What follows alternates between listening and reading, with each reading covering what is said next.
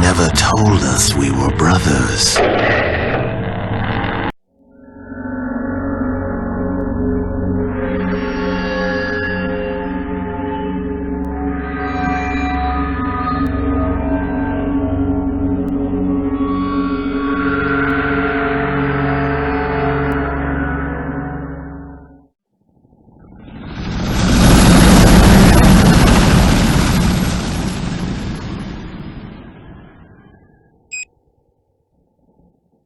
So, tell me, what does it feel like to kill your own brother? Can't say I enjoyed it very much. You didn't even bother to question your orders, did you? You just did as you were told. You know what I think? I think you felt guilty. And that's what kept you on the run. We have strong resistance in Sector 40. These whack jobs are getting more aggressive. We lost 5 men today. You're fucking insane going back to Fairport. You won't last a minute down there. If we don't get you, those freaks will.